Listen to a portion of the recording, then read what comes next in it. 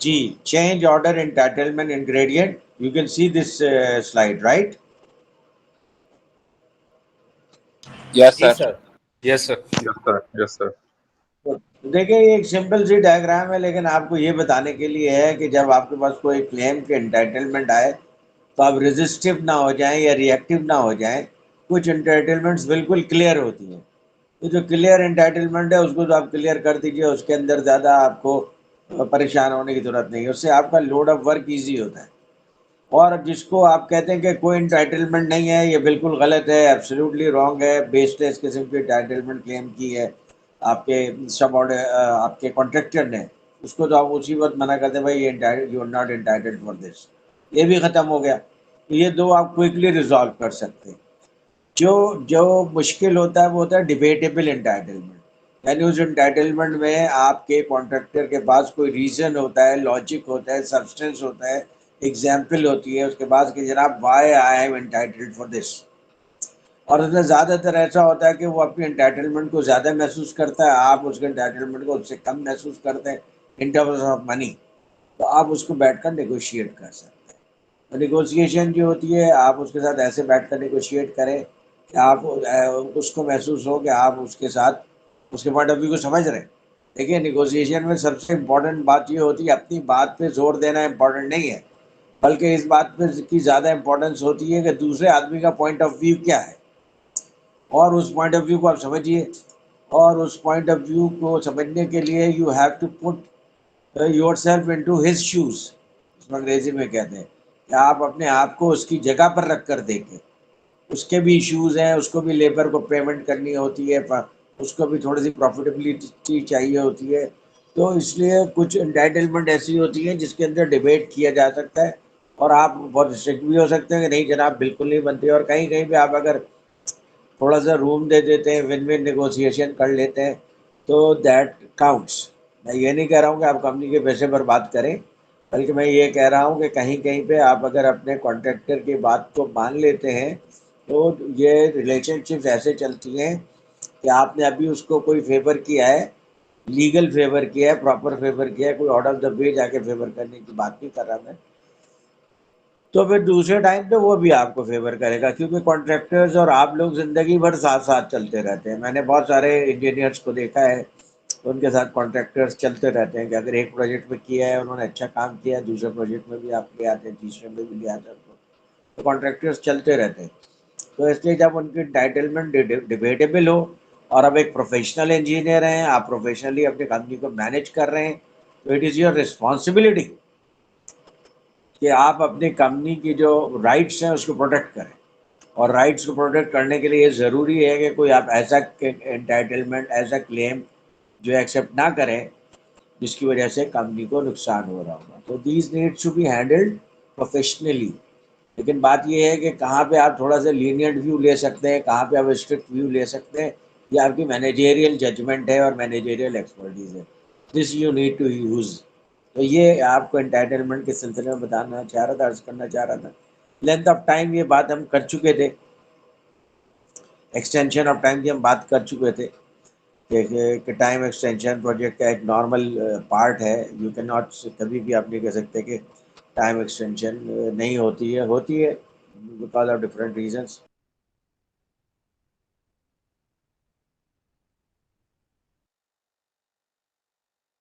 Sir आवाज बंद हो गई आपकी। जी जी, मैंने बंद की थी, आ रही है अब? अच्छा देखिए, डिस्ट्रप्शन के ना अभी आजकल डिस्ट्रप्शन इन वर्ड है बिजनेस के अंदर। सबसे पहले तो मैं आपको ये बता दूं, तो आपको डिस्ट्रप्शन के बहुत सारे मानी मिलेंगे, और चूंकि इस वर्ड को बिजनेस में कई जगह पे यूज किया जा रहा है। एक टेक्नोलॉजी डिस्ट्रप्शन है, जो कि आपको पता है कि जैसे मिसाल के तौर पे जब गूगल एंड्रॉयड लेकर के आया तो नोकिया फेल हो गया। जब एलॉन मस्क इलेक्ट्रिकल कार लेकर के आ गया तो उसने डिस्ट्रप्शन क्रिएट किए मार्केट में, उसकी वजह से दूसरे कार मैन्युफैक्चरर भी उसके अंदर आ रहे हैं इलेक्ट्रिकल कार में।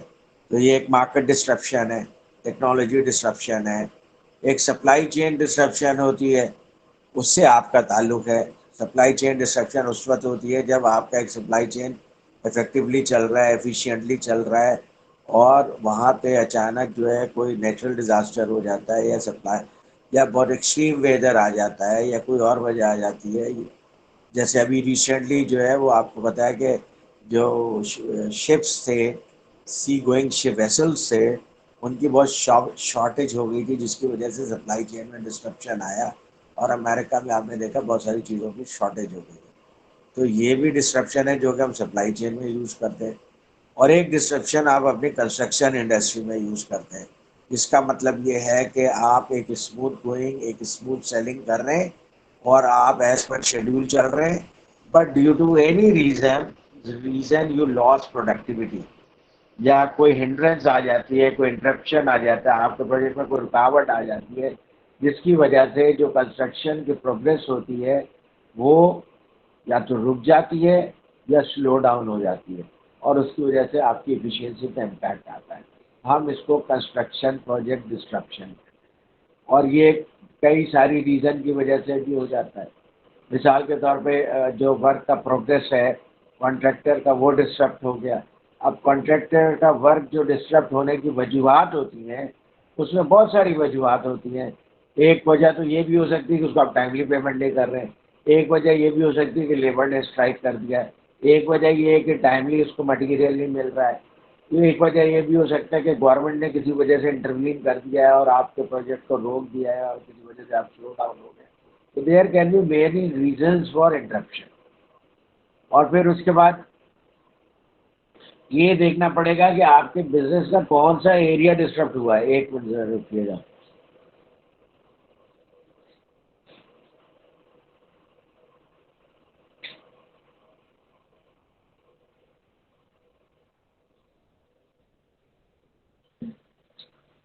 बाज़ औक़ात ऐसा होता है कि आपका पूरा बिजनेस डिस्टर्ब नहीं होता है, बल्कि कोई पर्टिकुलर एरिया डिस्टर्ब हो जाता है।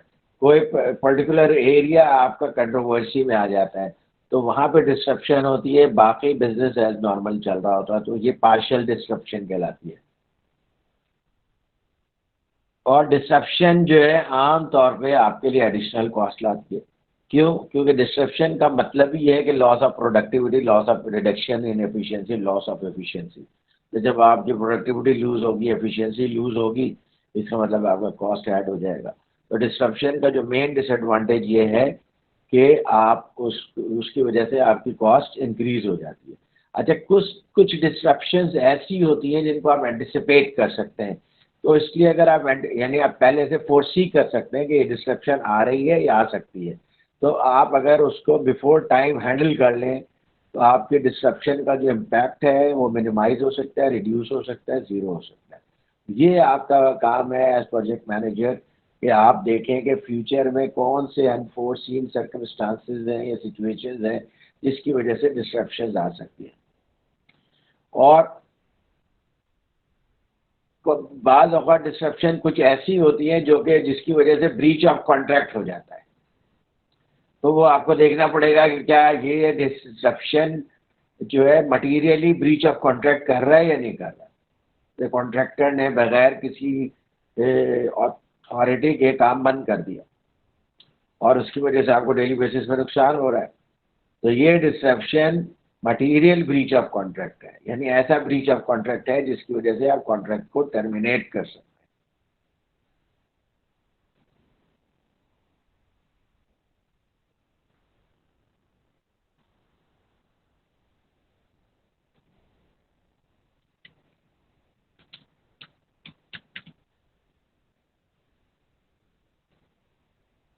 ये जनाब मैंने ये भी पोस्ट कर दिया है, तो अब इसके बाद जो मैंने आपसे जो प्रोमिसेस किए थे वो मैंने आपको पूरे कर दिए। वीडियो भी भेज दिए मैंने आपको और लेक्चर्स की सारी स्लाइड्स भी भेज दी। शुक्रिया sir, thank you so much. Welcome, you are always welcome. और कोई भी चीज़ आपको मेरी तरफ से चाहिए, यू थिंक मेरे पास वो मटेरियल है, you are always welcome to ask that. ठीक है, क्योंकि ये चीज़ें इसलिए हैं कि इससे आप फ़ायदा उठाएं, वरना मैंने इनका क्या करना है। अच्छा जनाब, तो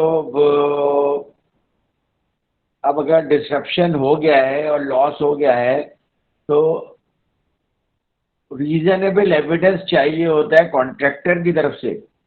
अगर कॉन्ट्रैक्टर है तो जनाब कि जनाब ये डिस्ट्रप्शन हो रही है और प्रोग्रेस ऑफ द वर्क जो है वो डिस्टर्ब हो गया। डिस्टर्ब का मतलब ये होता है कि मिनिमाइज भी हो सकता है, लेस हो सकता है, ज़ीरो हो सकता है।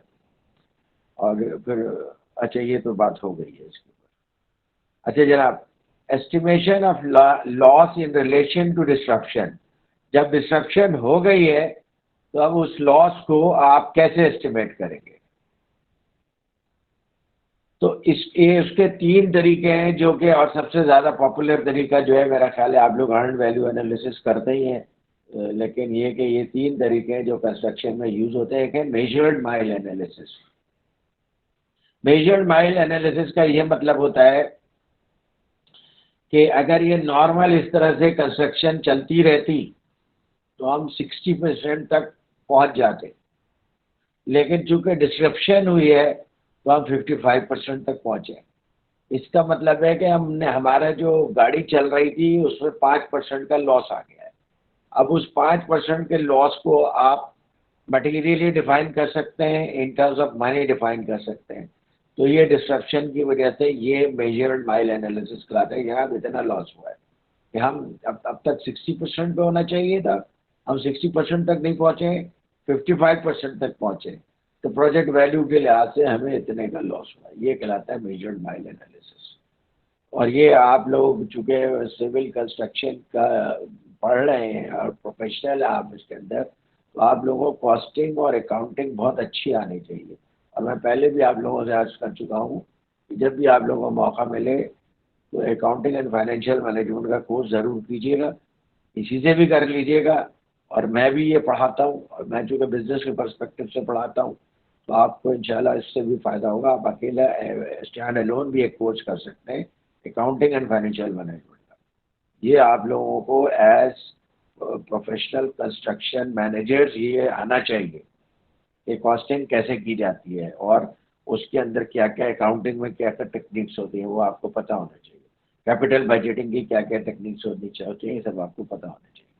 तो ये मेजर्ड माइल एनालिसिस हो गया जिसके अंदर यू नीड टू अंडरस्टैंड ये अकाउंटिंग कैसे होती है। फिर बेस लाइन प्रोडक्टिविटी एनालिसिस है कि अगर क्या कहते हैं वो आपका कोई एक ऐसा सेक्शन ऑफ वर्क ऐसा काम मुतासिर हुआ है कि जिसको आप आइसोलेट नहीं कर सकते, तो अगर आप उसको आइसोलेट नहीं कर सकते तो आप बेस लाइन से कंपेयर करते हैं कि जब आपने ये काम स्टार्ट किया था और ये काम जब चल रहा था तो ये चलते चलते अभी यहाँ तक पहुँचना था, लेकिन ये जो अनइम्पैक्टेड सेक्शन है इसमें तो हमने इतना काम कर लिया है, और जो जो नहीं कर सके हैं उसका कंजर्वेटिव एस्टिमेट इतना है, 1,000 रुपये 1,000।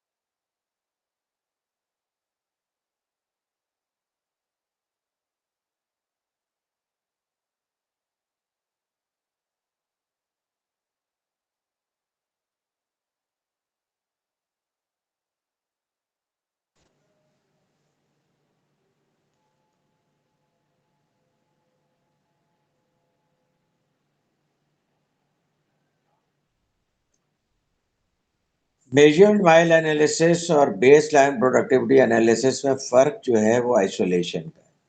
मेजर्ड माइल एनालिसिस में आप इन टोटलिटी एस्टिमेट कर सकते हैं कि जनाब हमारा इतनी एफिशिएंसी का, लेबर एफिशिएंसी का या प्रोजेक्ट एफिशिएंसी का इतना लॉस हुआ है, हमें इतना परसेंट तक जाना चाहिए था लेकिन हम इतने परसेंट तक गए थे। तो मेजर्ड माइल एनालिसिस में आपको पता होता है कि कितना, आप पता कर सकते हैं, आप कैलकुलेट कर सकते हैं कि हमारा कितना लॉस हुआ है, तो इसलिए वो मेजर्ड माइल एनालिसिस है। जहाँ पे आप मेजर्ड माइल एनालिसिस नहीं कर सकते, आप ये नहीं बता सकते कि जो, क्योंकि जो आपका इम्पैक्टेड सेक्शन कौन सा है और अनइम्पैक्टेड सेक्शन कौन सा है, क्योंकि अनइम्पैक्टेड सेक्शन में तो रेगुलर काम हो रहा है, जहाँ पे इम्पैक्ट हुआ है वहाँ पे काम स्लो। अब वहाँ पे अगर काम स्लो डाउन हुआ है तो आपको देखना होगा कि जनाब वो जो काम स्लो डाउन हुआ है उसकी वजह से क्या फ़र्क पड़ा है, उसकी वजह से स्कोप में क्या फ़र्क पड़ा है, शेड्यूल में क्या फ़र्क पड़ा है और कॉस्ट में क्या फ़र्क पड़ा है। स्कोप में अगर फ़र्क पड़ा है, शेड्यूल में फ़र्क पड़ा है या कॉस्ट में फ़र्क पड़ा है, तो उसकी बेसिस पे आप मेजरमेंट करेंगे कि आपका जो है डिस्ट्रक्शन की वजह से कितना लॉस हुआ है। और तीसरा जो कि बहुत कॉमन है, earn value analysis. Earn value analysis ये है कि जनाब आपने आज के दिन तक 60% काम कर लेना चाहिए, कर लेना चाहिए था आज के दिन तक, जो आपने चार्ट बनाया है उसके मुताबिक, जो आपने प्रोजेक्शन की है, जो आपने टाइम के ऊपर अपने प्रोजेक्ट को रखा है, पार्ट चार्ट जो बनाया है आपने, तो उसके मुताबिक आपको आज के दिन तक 60% कर लेना चाहिए था, और आपने 60% तक कर लिया आज के दिन फॉर एग्जांपल, तो आपने 100% वैल्यू अर्न कर लिया। और अगर आपने 60% की बजाय 66% कर लिया है, तो इसका मतलब आपने 10% एक्स्ट्रा अर्न किया है सेम टाइम पीरियड में। एक तो टाइम पीरियड में अर्न वैल्यू होती है, फिर कॉस्ट में अर्न वैल्यू होती है कि आज तक अगर आपने 60% ऑफ द वर्क कर लिया है तो उसकी कॉस्ट इतनी होनी चाहिए थी, फॉर एग्जाम्पल 10 करोड़ होनी चाहिए थी, आपने 9 करोड़ 50 लाख में कर लिया, तो 50 लाख आपकी अर्न वैल्यू है, तो 50 lakh divided by 10 crore, percentage में बताया जाएगा कि जनाब आपने 5%, 105% वैल्यू, अर्न वैल्यू किया। और इसके बजाय अगर आप 10 करोड़ 50 लाख में वो काम करते हैं तो वो तकरीबन 95% बनेगा कि आपने कॉस्ट के लिहाज से 95% वैल्यू अर्न की है। तो परसेंटेज में उसको समझना आसान हो जाता है उन लोगों के लिए, खासतौर पे अगर चीफ एग्जीक्यूटिव है, उसका फाइनेंस का बैकग्राउंड नहीं है, तो उनके लिए आसान हो जाता है समझना कि जनाब हमने कितना कॉस्ट में कितनी वैल्यू अर्न की है, प्रोडक्टिविटी में कितनी वैल्यू अर्न की है, स्कोप में कितनी वैल्यू अर्न की है, शेड्यूल में कितनी वैल्यू अर्न की है। तो इसलिए अर्न वैल्यू एनालिसिस एक अच्छी टेक्निक है जिससे एक आम आदमी को भी समझ में आ जाता है कि प्रोजेक्ट की जो रफ्तार चल रही है वो कितनी मुनासिब है, और प्रोजेक्ट मैनेजर कितने अच्छे तरीके से प्रोजेक्ट को मैनेज करके चल रहा है। तो ये 3 मेथड्स होते हैं जिनको हम आमतौर पे लॉस को एस्टिमेट करने के लिए करते हैं, और अर्न वैल्यू एनालिसिस तो वैसे भी हम करते हैं, नॉर्मली भी करते हैं कि भाई हर वीक के ऊपर या हर महीने के ऊपर आप देखते हैं कि जनाब आपने कितना वैल्यू अर्न किया है, यानी कि आप अपने प्रोजेक्ट को कितना परसेंट कंप्लीट कर लिया और कितनी कॉस्ट में कंप्लीट किया। तो आप में से कोई साहब शायद कोई टेक्निक यूज़ करते हैं, अगर कोई साहब यूज़ करते हैं तो ज़रूर शेयर कीजिए ताकि वो पूरी क्लास को पता चले कि जनाब ये टेक्निक जो है हमारे पास इस तरह से यूज़ होती है, या जो चीज़ें आप बता रहे हैं उससे डिफरेंटली यूज़ होती है।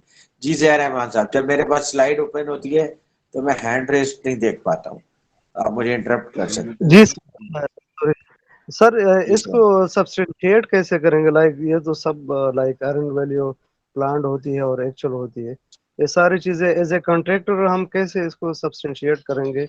Best way to convince the engineer और द क्लाइंट। अगर आप अपने प्रोजेक्ट को इस तरह मैनेज कर रहे हैं ना कि आपने अपने कंस्ट्रक्टर को, कॉन्ट्रैक्टर को केपीआईज दिए हुए, केपीआईज मीन्स की परफॉर्मेंस इंडिकेटर्स, और ये दिया हुआ है कि जनाब आपने इतने टाइम में करना है काम और इतने कॉस्ट में करना है, और प्राइमा वगैरह पे आपने शेड्यूल भी बना के दे दिया, वो शेड्यूल आपके पास भी है और उनके पास भी है, और वीकली मीटिंग में आप उससे पूछते हैं जनाब ये जो है ये आपने इतना तक काम कर लिया या नहीं कर लिया, शेड्यूल के हिसाब से आपको यहाँ पे होना चाहिए। तो अगर शेड्यूल के हिसाब से वो अपनी जगह पे है तो टाइम के बाद लिहाज से हम कहेंगे कि उसने 100% वैल्यू अर्न किया। अब रह गई कॉस्ट, तो उसके अंदर ये देखा जाएगा कि आप प्रोजेक्ट के मटेरियल को कैसे मैनेज कर रहे हैं। क्या आप मटेरियल प्रोवाइड कर रहे हैं, या प्रोजेक्ट का मटेरियल कोई थर्ड पार्टी प्रोवाइड कर रही है, या प्रोजेक्ट का मटेरियल कॉन्ट्रैक्टर खुद प्रोवाइड कर रहा है। अगर प्रोजेक्ट का मटेरियल कॉन्ट्रैक्टर खुद प्रोवाइड कर रहा है तो आप ये देख, क्वालिटी वगैरह तो आप चेक करते ही हैं जब ऑन साइट चीजें इंस्पेक्ट होती हैं, लेकिन आप ये भी देखेंगे कि जनाब वो विद इन कॉस्ट प्रोवाइड कर रहा है या नहीं कर रहा है। पता चला उसने आपको क्लेम किया और क्लेम में वो कॉस्ट ओवररन हो रहा है, यानी जितनी कॉस्ट आपने एस्टिमेट की थी और उसके साथ एग्री किया था उससे ज्यादा हो रहा है, तो हम कहेंगे कि जनाब कॉस्ट के लिहाज से तो आप जो है वो अर्न वैल्यू से में नेगेटिव है, which is not a good sign. तो ये चीजें उस वक्त होती हैं कि जब आपने इसको पूरा शेड्यूल किया हुआ है, और शेड्यूल करने के साथ साथ आपने कॉस्ट को भी ब्रेक डाउन किया हुआ है कि जनाब ये वर्क इतने इतने कॉस्ट में होगा। अगर आप कॉस्ट को ब्रेक डाउन नहीं करेंगे then it is very difficult to analyse किसी इन बिटवीन पॉइंट के ऊपर कि जनाब अभी कितनी कॉस्ट इनकर हुई है और इतनी कॉस्ट इनकर होनी चाहिए थी या नहीं होनी चाहिए थी। वजह उसकी एक हो सकता है उसने कोई हाई वैल्यू वर्क पहले कर दिया हो या लो वैल्यू वर्क पहले कर दिया हो, उसको आप परसेंटेज में नहीं देख सकते इस तरीके से, बल्कि आपको देखना पड़ेगा कि जनाब हमने जो कॉस्ट का ब्रेक डाउन किया है, जितना मुमकिन है ब्रेक डाउन करना, और जो काम हुआ है उसके ऊपर जो कॉस्ट हमने एस्टिमेट किया था वो कॉस्ट आई है, उससे ज्यादा आई है, उससे कम आई है। आर यू गेटिंग दिस या नहीं? Yes sir, yes sir, yes sir. हाँ, तो ये बेसिकली इसके लिए आपको सिस्टम बनाना पड़ेगा। जब तक कि आप सिस्टम नहीं बनाएंगे ना, और आप अपने कॉन्ट्रैक्टर को पहले से नहीं बताएंगे कि जनाब अगर आप मटेरियल उसने प्रोवाइड करना है तो ये मटेरियल, ये क्वांटिटी, ये क्वालिटी आपने प्रोवाइड करना है, इस कॉस्ट में प्रोवाइड करना है, तो वो जी। फिर आप रेगुलरली चेक करेंगे तो आपको पता चल जाएगा कि जनाब आप वो कॉस्ट के लिहाज से कॉन्ट्रैक्टर बिल्कुल सही कॉस्ट क्लेम कर रहा है या फिर वो अपनी मर्जी से कॉस्ट क्लेम कर रहा है। जब आपके पास सिस्टम होगा तो आप उसको मॉनिटर कर सकेंगे, जब आपने सिस्टम नहीं बनाया होगा तो आप उसे मॉनिटर नहीं कर सकेंगे। अच्छा, ये भी कोई वैलिड बात नहीं है कि आपके हमारे ऑर्गेनाइजेशन में तो कोई सिस्टम ही नहीं है तो हम क्या करें। भाई आप मैनेजर है, आपका काम है कि आप सिस्टम बनाइए, अगर नहीं है तो ठीक है, और सिस्टम बनाने में मेहनत कीजिए, केपीआईज डेवलप कीजिए, अपना जो भी प्रोजेक्ट है उसका पूरा चार्ट डेवलप कीजिए, उसके डिलीवरेबल्स के शेड्यूल डेवलप कीजिए, और फिर कॉन्ट्रैक्टर से रेगुलर मीटिंग करके उसको बताइए, प्रोजेक्ट हैंड ओवर करते वक्त बताइए कि जनाब हम आपसे ये इस वीक में ये डिलीवरी एक्सपेक्ट कर रहे हैं।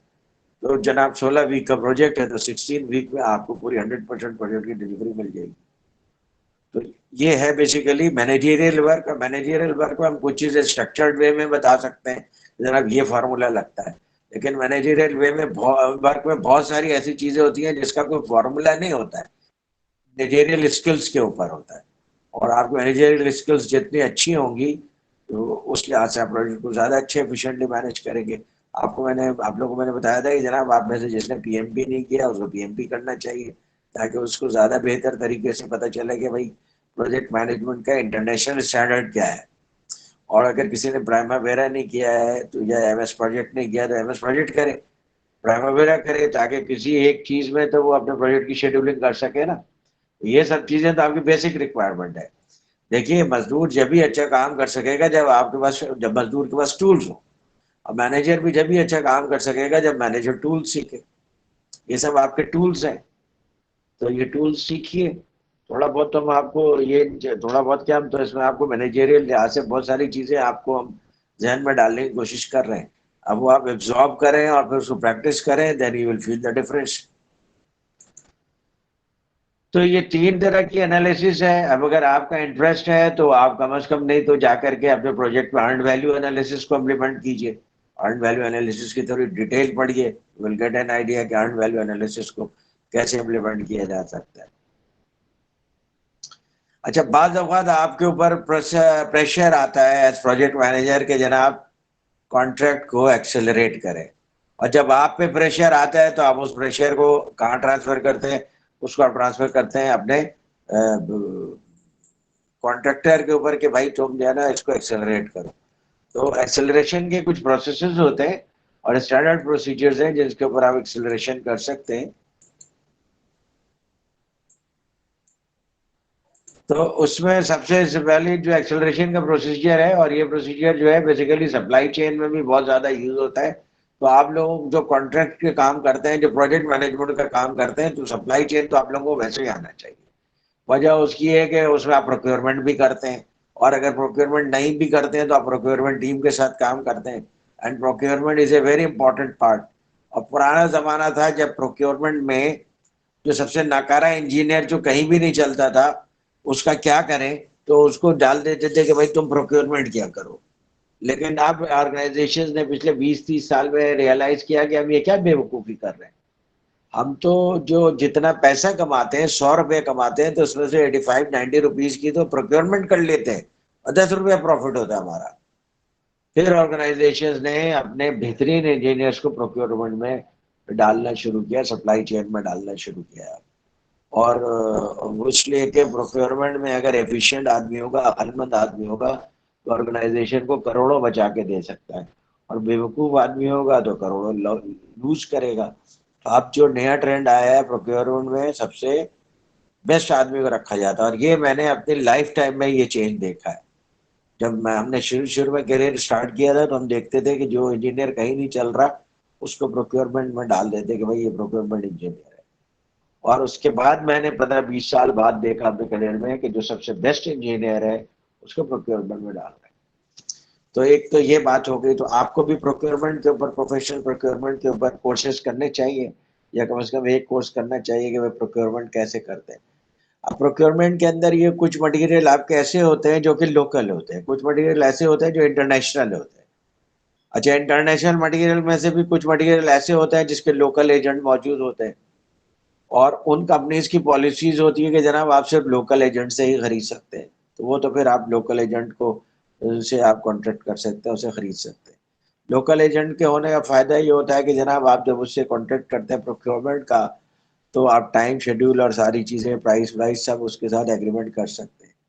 और हमेशा मैनेजमेंट में एक चीज़ समझी जाती है और कही जाती है कि जनाब ऐसा एग्रीमेंट करना ज़्यादा अच्छा होता है जिसमें आपके पास आदमी सामने हो कि ज़रूरत पड़ने पे आप उसका कॉलर पकड़ सके। कॉलर पकड़ना एग्जाम्पल दे रहा हूँ, सचमुच में हाथापाई नहीं करना शुरू कर दें। मतलब आपके सामने आदमी है, जो उस कंपनी का डिस्ट्रीब्यूटर आपके सामने है, आप उससे डिस्कस कर सकते हैं, निगोशिएट कर सकते हैं। कोई प्रॉब्लम है तो उसके साथ आप रिजॉल्व कर सकते हैं।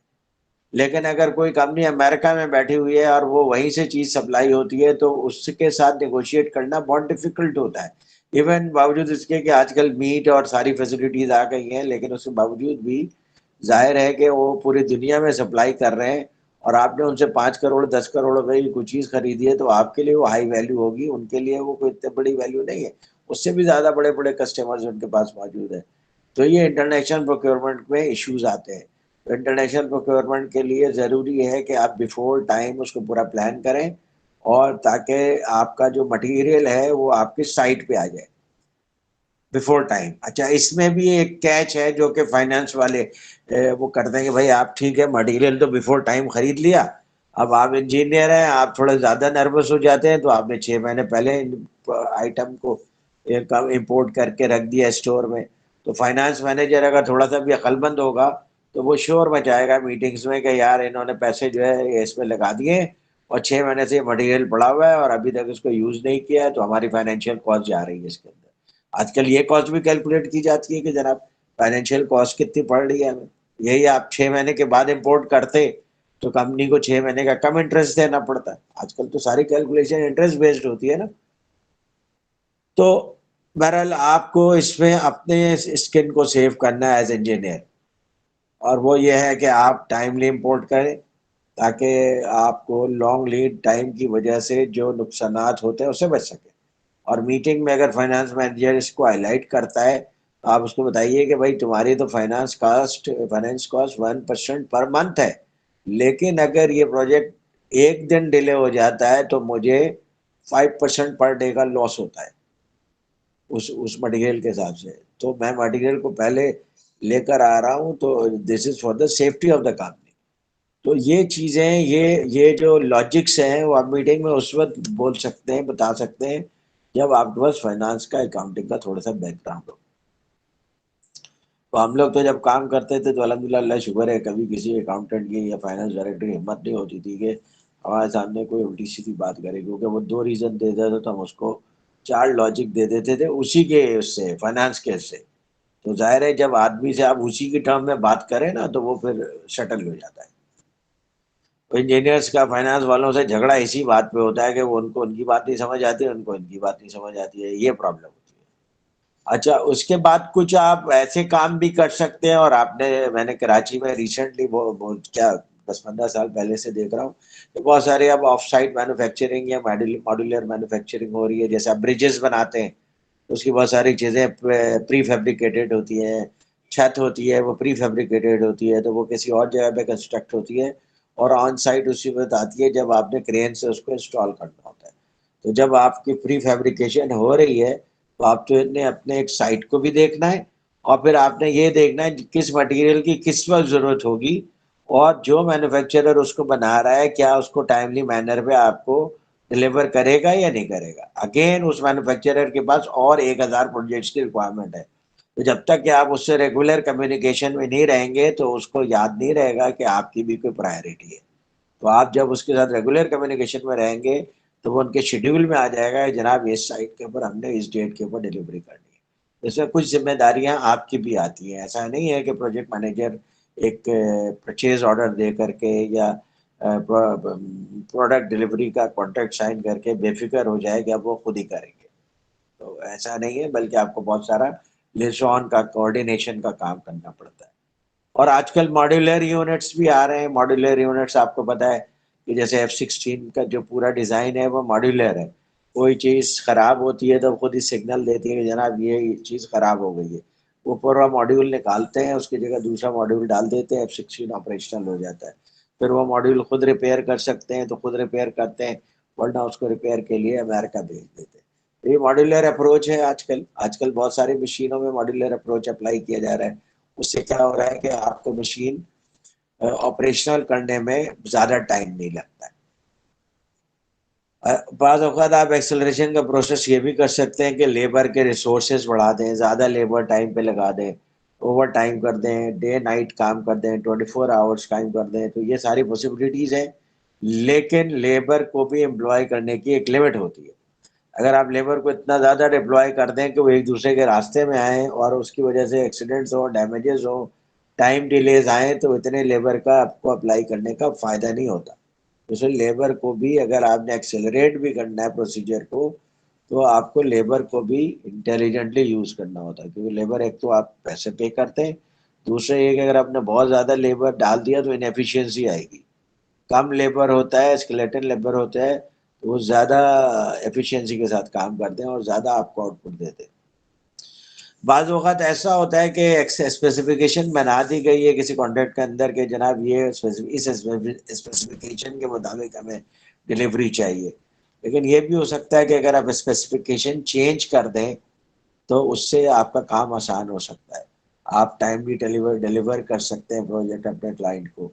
तो आप ये नेगोशिएट करके आर्किटेक्ट से भी, क्लाइंट से भी, कॉन्ट्रैक्टर से भी आप स्पेसिफिकेशन चेंज कर सकते हैं, और चेंज करके आप कॉन्ट्रैक्ट को ज़्यादा जल्दी कंप्लीट कर सकते हैं। एक और तरीका कंट्रोल कॉन्ट्रैक्ट को जल्दी कंप्लीट करने का होता है डी स्कोपिंग। जो स्कोप आपने बनाया है उसके स्कोप को रिड्यूस कर दीजिए। जब आप स्कोप रिड्यूस कर देंगे तो इससे का फ़ायदा ये होगा कि काम जल्दी हो जाएगा और कंप्लीट हो जाएगा। और आम तौर पे जैसे आईटी के प्रोजेक्ट्स होते हैं ना, उसके अंदर डी स्कोपिंग बहुत कॉमन है, क्योंकि आईटी के प्रोजेक्ट्स में एक मसला ये भी है कि वो बहुत ज़्यादा स्कोप उसके अंदर क्रीप होता है। तो स्कोप क्रीपिंग जब होता है तो टाइम डिले आता है, जब टाइम डिले आता है तो क्लाइंट शोर मचाता है। तो उसके लिए तरीका वो ये करते हैं फिर कि उसको डी स्कोप करते हैं। तो जो उसका स्कोप एडिशनली ऐड हो गया है, उसको फिर बहुत सारी चीज़ें उसमें से माइनस करके बीटा वर्जन रिलीज कर देते हैं। और उसके बाद फिर आहिस्ता आहिस्ता अगर ज़रूरत है तो मज़ीद इसके while the software is running, beta version is running, वो इसके स्कोप को पूरा भी करते रहते हैं। ये भी एक तरीका होता है। बीटा वर्जन उस वर्जन को कहते हैं जो कि अभी अंडर ट्रायल चल रहा है, और जब वो ट्रायल कंप्लीट हो जाता है तो फुल स्केल वर्जन लॉन्च हो जाता है सॉफ्टवेयर का। सर ये डी अच्छा, स्कोपिंग, सर क्वेश्चन है मेरा, जो जी जी, डी स्कोपिंग की आप बात कर रहे हैं, क्या इससे कॉन्ट्रैक्टर क्लेम नहीं बनाएगा अगर मैं उसके वर्क से ओमिशन करूं, पूरे पोर्शंस को डिलीट कर दूं, तो मैंने क्या आपसे वो इसीलिए कहा है कि जनाब इसमें आपको उसके साथ मिल करके काम करना पड़ेगा। और मैंने आपको बताया कि इसमें आप क्लाइंट के साथ भी मिलकर काम करेंगे, कॉन्ट्रैक्टर के साथ भी मिलकर काम करेंगे, और आर्किटेक्ट के साथ भी मिलकर काम करेंगे। और अगर डी स्कोपिंग हो रही है और कॉन्ट्रैक्टर्स भी रियलाइज कर रहे हैं, क्योंकि कॉन्ट्रैक्टर्स आमतौर पे आर्किटेक्ट के इंस्ट्रक्शन पे चलता है, आर्किटेक्ट जो है वो क्लाइंट के इंस्ट्रक्शन पे चलता है। तो अगर क्लाइंट इस चीज़ को एग्री कर रहा है कि जनाब डी स्कोपिंग की जाए, तो ज़्यादातर हालात में कॉन्ट्रैक्टर उसको एक्सेप्ट कर लेते हैं। और लेकिन अगर वो एक्सेप्ट नहीं करते हैं, then you need to negotiate that. ठीक है, तो डी स्कोपिंग एक नॉर्मल मेथड है, क्योंकि आप कॉन्ट्रैक्टर को भी तो वो कह सकते हैं जनाब डी स्कोपिंग नहीं करें तो प्रोजेक्ट डिले हो रहा है, और प्रोजेक्ट डिले में आपका स्लो पेस ऑफ वर्क है, इस वजह से डी स्कोप किया जा रहा है। और इसमें अच्छी बात, जो इम्पोर्टेंट बात यह है कि आप इस तरह की चीज़ों को, डी स्कोपिंग को भी आप क्लॉज में डाल सकते हैं कि अगर किसी वजह से शेड्यूल इसके लिए क्रीप होगा, या टाइम क्रीप होगा, या कॉस्ट क्रीप होगा, तो employer reserves the right to de-scope the project, and the contractor or any other party of the contract will not charge additional compensation for this. ये आप डाल दीजिए कॉन्ट्रैक्ट के अंदर, कॉन्ट्रैक्ट राइटिंग नहीं इटसेल्फ सर, एक लेकिन ये तो गलत है सर। सर ये क्लास तो थोड़ा सा अनजस्टिफाइड हो जाएगा, हाँ, क्योंकि हमारे पास स्टैंडर्ड डॉक्यूमेंट्स है, उसमें तो इस तरह की क्लास मेरे ख्याल में तो नहीं है शायद। मैं देखिए, कहता हूँ आप लोग गवर्नमेंट के हैं ना, गवर्नमेंट में आपके पेपरा और सेपरा और कॉन्ट्रैक्ट के जो रेगुलेशन है ना, उसकी वजह से आप लोगों के हाथ पैर बहुत ज्यादा बंधे हुए हैं। नहीं नहीं सर, मैं आपको एक्सप्लेन लेकिन करता हूँ। अगर मैं जी 100 लैपटॉप किसी बंदे से मंगवा रहा हूँ और मैं इसको जी कहता जी, हूँ कि उसने ट्रांसपोर्टेशन एक गाड़ी का उसने कराया, उसमें डाला हुआ है, अब मैं इसको कहता हूँ नहीं जी तुम 2 ले आओ, अब उसके तो ओवरहेड्स बढ़ गए ना सर। उसने तो उसी तरह अपनी प्लानिंग की हुई है, उसी तरह आपने उसने वो डी किया। स्कोप, आपने तो हाँ, स्कोप बढ़ा दिया है। नहीं मैंने 100 डी से स्कोप 2 कर दिए। 100 से 2 कंप्यूटर कर दिए। 2 कर दिए तो आप आपकी क्लास के तहत तो बेचारा कंपनसेशन के काबिल ही नहीं नहीं था। है, ये तो आपने कॉन्ट्रैक्ट ही चेंज कर दिया है। हाँ ना सर। आप 100 से 90 कर रहे हैं, समझ में आती है बात। ठीक है, अभी जैसे आप 6 बिल्डिंगें बनवा रहे थे, आपने कहा यार अभी जो आपका स्कोप प्रोग्रेस कम है, आप 4 को कंप्लीट करो, 2 को छोड़ दो। अब 2 की मैंने शटरिंग बनाई, 2 के हिसाब से मैंने बैचिंग प्लांट इंस्टॉल किया, 2 के हिसाब से मैंने मटेरियल साइड पे डंप करवाया। तो ये कैसे हो सकता है कि सर मैं आप मेरा वन साइडेडली कह दें कि जी ये 2 को आप छोड़ दें, बाकी 4 पे आप काम करें? तो ये डी जहाँ पे स्कोपिंग का नहीं हो तो मैं सकता क्लेम है, तो करूंगा सर। ये जहाँ पे नहीं हो सकता है वहां नहीं करें। लेकिन बाद वक्त ऐसा होता है कि जैसे आप कोई बिल्डिंग कंस्ट्रक्ट कर रहे हैं, अब उस बिल्डिंग के अंदर आपने बहुत सारा एस्थेटिक काम भी करना है, और वो जाहिर है किसी कोई आर्किटेक्ट करेगा। अब बिल्डिंग के कॉस्ट ओवररन हो गए हैं, आप बहुत सारे ऐसी चीज जो आपने उसके अंदर एडिशनल चीजें की थी, अब उनको आप नहीं कर रहे हैं। और ये आमतौर पे हमारे कंस्ट्रक्शन प्रोजेक्ट्स में होता है ना, जब आप बुकिंग कराने जाते हैं तो आपको बताते हैं ये प्रोजेक्ट है जी। जी, एक्चुअली इसका आंसर ये भी हो सकता है ना कि जो एक्सेलरेशन है वो यूजुअली म्यूचुअल एग्रीमेंट से होता है, ऐसे नहीं कि वन साइडेड होता है। यूजुअली म्यूचुअल एग्रीमेंट से होता है, जब दोनों पार्टी एग्रीज है डिस्कोप करने पे तो उसमें तो हर्ज नहीं। जरूरी है, सर सारा लेकिन सारा ये कि प्रॉफिट अगर देखिए आइटम्स में था, मेरा सारा जी, प्रॉफिट लास्ट मैंने ऐसी बिड भरी थी कि जो मेरे एंड वाले आइटम्स थे वो ज्यादा प्रॉफिट वाले थे। आपने सारा लास्ट वाला काम मुझसे करवा लिया, अब जहां मैंने कुछ पैसे कमाने थे वो आइटम्स आपने काट दिए। तो ये ऐसे नहीं हो सकता कि सर हम वन साइडेडली लिख दें कि हम कोई भी आइटम काट सकते हैं सर। मैंने कब कहा ये? मैंने शुरू में ये बात की थी कि डी स्कोपिंग के लिए आपको तमाम पार्टीज को इन्वॉल्व करना होगा, और जब तमाम पार्टीज एग्री करेंगे तब डी स्कोपिंग हो सकेगी। और जब सर जब एक क्लाइंट, जी जी, जी सर, सर ये लॉन्ग लीड आइटम्स का अगर स्पेसिफिकली हम कैसे डिफाइन करेंगे लॉन्ग लीड आइटम? देखिए सबसे पहले तो आप अपना वो बनाते हैं ना, क्या कहते हैं उसको, क्वांटिटी ऑफ, क्या मटेरियल क्या बोलते हैं आप उसे, मटेरियल क्या बोलते हैं, BOQ, मटेरियल क्वांटिटी, BOQ जो बनाते हैं, क्या है वो, बिल ऑफ क्वांटिटीज। क्वांटिटीज के बिल ऑफ अंदर जो हम एस्टिमेशन करते एग्जैक्टली जब आप बिल ऑफ क्वांटिटी बनाते हैं तो आप मटेरियल को अलग अलग डिफाइन करते हैं या नहीं करते हैं? इतना हैं, simple- कंक्रीट के आइटम में तो स्ट्रेंथ आ जाती है, और हर फर्क जी में हम मटेरियल लिख देते हैं, बारो एरिया इतना होगा, आपको इतनी लीड होगा या इतना, और एनी आल लीड लिफ्ट भी कर सकते हैं सर। नहीं नहीं, आप आइटमाइज डिफाइन करते हैं बिल ऑफ क्वांटिटी में या नहीं करते हैं कि जनाब इतनी सीमेंट की बोरियां लगेंगी, इतना स्टील लगेगा? नहीं सर सर, होता है, उसके लिए लेकिन बिल ऑफ उस मटेरियल सर होता है। बिल ऑफ जैसे material, okay, bill of material, bill of material, ठीक है। तो जो बिल ऑफ मटेरियल आप बनाते हैं उसमें मटेरियल डिफाइन करते हैं, वहां से आप पिक कीजिए कौन सा मटेरियल लोकल है, कौन सा इंटरनेशनल है। जी सर, तो इसका मतलब ये हुआ कि जो इंटरनेशनल मटेरियल जो अब्राड से होगा वो हम लॉन्ग लीड कहेंगे। जी बिल्कुल, आमतौर पे वो लॉन्ग लीड होते हैं, लेकिन बहुत सारे लोकल आइटम्स भी ऐसे हो हाँ सकते हैं जो लॉन्ग लीड होते हैं, एक ही जी, आदमी तो बनाता है, ठीक। तो वो आपको आइडेंटिफाई करना पड़ेगा कि ये आइटम नॉर्मल आइटम है, और आपको ये भी आइडेंटिफाई करना पड़ेगा कि मैं ये बना रहा हूं लेकिन ये आइटम इन मंथ्स में शॉर्ट हो जाता है। जैसे आपका कंस्ट्रक्शन स्लो हो जाती है नवंबर दिसंबर जनवरी में, या नहीं होती है? आप जी लोग सर। बताइए मुझे। फसल काटने के दिनों में स्लो होती है। स्लो होती है ना? जून जुलाई जो तो होती है नॉर्मली उनमें होती है, जून जुलाई मेनली स्लो होती है, तो उस दौरान उस टाइम पे आपको मटेरियल मिल जाएगा। जिस वक्त में आपका वो कंस्ट्रक्शन की स्पीड पूरे बाजार में फास्ट होती है आमतौर पे, उस वक्त मटेरियल की शॉर्टेज हो सकती है, सीमेंट की शॉर्टेज हो सकती है, स्टील की शॉर्टेज हो सकती है। सर्दियों में 3 महीने छाटे गए। जी, बलुचिस्तान में सर्दियों में 3 महीने काम बंद होता है। 3 महीने काम बंद होता है, तो अगर बलूचिस्तान में उधर 3 महीने काम बंद होता है तो यहाँ तो सीमेंट प्लांट चल रहा है ना, तो इसलिए सीमेंट की मुल्क में शॉर्टेज नहीं होगी।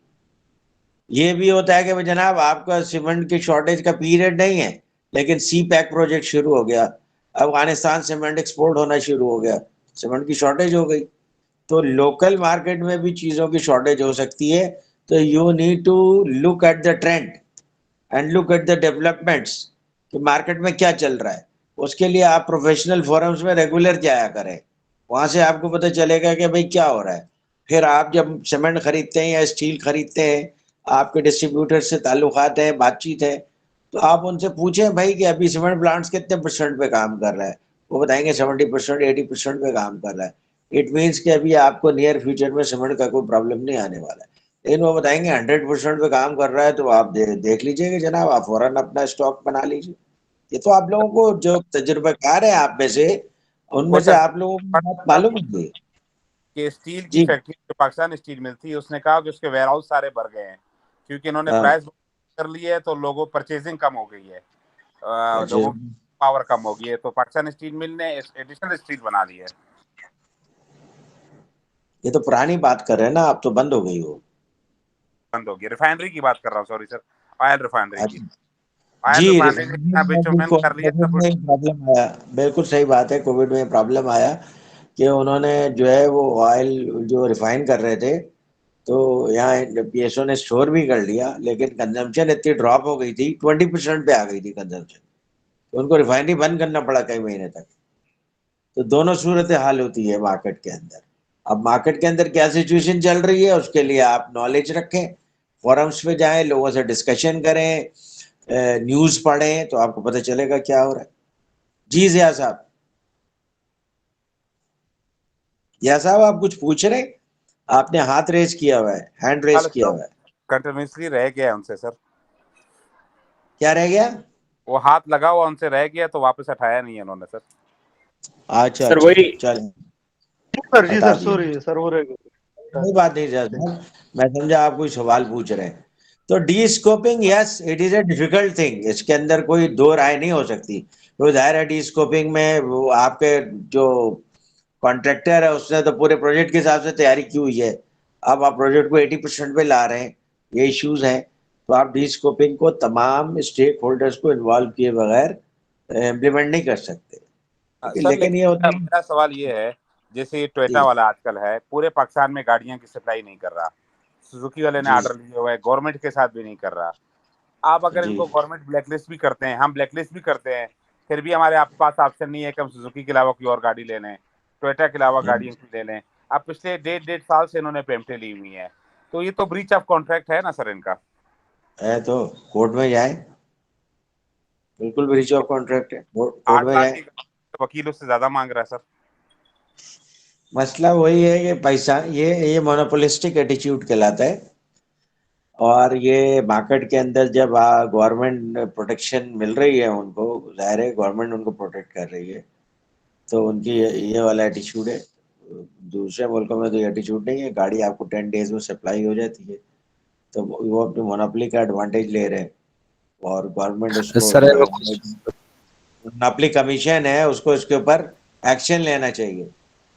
कभी कभी मोनोपोली कमीशन हमारी जाग भी जाती है और किसी किसी कंपनी के खिलाफ एक्शन भी लेते सर हैं, इस लेकिन अक्सर वो सर इसमें ये भी हो सकता है, अगर केस गवर्नमेंट जीत जाए तो फिर उसके ऊपर वो जो एक्सपेंडिचर्स वकील के आए हैं वो भी उस पे क्लेम करे, क्योंकि हर दफा तो इस तरह अगर जाएंगे तो बेनिफिट से तो ज्यादा लॉस होगा। बिल्कुल सही बात है। जब आप कोई केस जीतते हैं तो केस में आप ये भी डाल सकते हैं, जनाब ये जो हमें लीगल एक्सपेंसेस आए वो भी एग्रीव पार्टी को पे किया जाए। तो सर ये बिल्कुल वो एग्रीव ग्रेवरेंस पार्टी कमेटी जो सिंध पेपरा की है, जिसमें चीफ सेक्रेटरी भी मेंबर है, कॉन्ट्रैक्टर जो है ना वो कॉन्ट्रैक्ट के परसेंट के हिसाब से जो है ना वो फी सबमिट करता है। अगर कॉन्ट्रैक्टर का क्लेम सही हो तो फिर उसको पैसे वापस दिए जाते हैं, अगर नहीं हो तो वो फिर जब्त हो जाते हैं। सही है, अच्छा तरीका है, बिल्कुल गुड पॉइंट। तो ये इनके बहुत सारे वो रेमेडीज मौजूद हैं, तो लेकिन ये आपको रेमेडी स्टेज होती है, ये जी ये थर्ड स्टेज है। मतलब एक सिंपल जब उसकी होती है तो वो डीब्रीफिंग मांगता है, उसके बाद कंप्लेन रिजर्सल कमेटी होती है। ये तीसरी स्टेज है जब मतलब वो रिपीटेड एक कंप्लेन से उसको रिजेक्ट कर दिया गया, दूसरी दफा रिजेक्ट हुआ, तीसरी दफा जब ये जाता है तब उससे फिर पैसे मांगे जाते हैं कि आप फीस भरोगे ताकि तुम मतलब ये इस एटीट्यूड को डिफर करने की कोशिश की गई है कि रिपीटेड कंप्लेनेंट तो नहीं है, इस वजह से ये फी रखी गई थी। नहीं, लेकिन मेरे जो पॉइंट ये था, टोयोटा जरूर मुझे कोटेशन दे दे, कॉन्ट्रैक्ट साइन कर ले, पेमेंट भी ले लेता है, उसके बाद वो 2-3 महीने बाद आ जाता है, जी प्राइस बढ़ गई है, इतनी इजाफी पेमेंट कर दो। भाई आपने तो मेरे से बिड की थी। अगर आप उसको वो पेमेंट नहीं करते, कॉन्ट्रैक्ट का भी ब्रीच है, गाड़ी भी वो डिलीवर नहीं करता पूरी पेमेंट लेने के बाद। तो मैं सिर्फ स्पेसिफिक टोयोटा को डील कर रहा हूँ, टोयोटा की बात कर रहा हूँ। अभी होंडा सिविक भी कूद गई उसी मैदान में, सुजुकी भी कूद गई। इन सब को कॉन्ट्रेक्चुअली कैसे बाइंड किया जाए, किसी भी बंदे के साथ और या किसी गवर्नमेंट ऑर्गेनाइजेशन के साथ? गवर्नमेंट ऑर्गेनाइजेशंस इनकी सपोर्ट बंद नहीं करेगी। आप तो केसेस पढ़ते रहते हैं ना कि ये जो कंपनीज हैं किस तरीके से पॉलिटिकल पार्टीज के इलेक्शन के दौरान फाइनेंस करते हैं, ये सब केसेस तो आपके सामने आते हैं ना। तो जब वो इलेक्शन के दौरान उनको फाइनेंस करते हैं तो बाद में वो फेवर को किसी शक्ल में रिटर्न तो लेते हैं ना। तो इसलिए गवर्नमेंट की ये क्रिमिनल नेग्लिजेंस है। एक पिटीशन दी ना सर कि मैं आपको गाड़ी जी 40 लाख देता हूँ, मैंने 40 लाख उसको पे कर दिए, आप वो 2 महीने जी डिलीवरी करता है, उसके बाद मुझे कहता है जी 15 लाख गवर्नमेंट ने कीमत बढ़ा दी है, आप 15 लाख और पे करो। तो मैं कैसे उसको 15 लाख, मुझे तो उसने बिड डाली थी सर। मनीष साहब फिर उसने जो सारा टर्म्स लिखे होंगे ना, पहले आप टर्म्स को पढ़ें। जो सर ने शुरू में भी एक चीज कही थी कि कॉन्ट्रैक्ट आप खुद लिखें ताकि वो चीज आप उसके टर्म्स पढ़ें। अगर वो उस टर्म्स में उसने लिखा है कि आप प्राइस बढ़ेगी और आप मुझे देंगे तो फिर बस फिर तो आप पाबंद है ना उस टर्म्स को, आपने उनके टर्म्स पढ़ने हैं। आप टोयोटा के लिखे हुए टर्म्स बात को ये साइन करते हैं बात ये है कि आप। जब उसको कोटेशन देता हूँ वर्ल्ड बैंक के फॉर्मेट पे, वो बड़ी स्पेसिफिक और सीधी सादी कोटेशन है कि जी ये प्राइस ऑफ डिलीवरी होगी, कोई चीज मैं आपको नहीं दूंगा।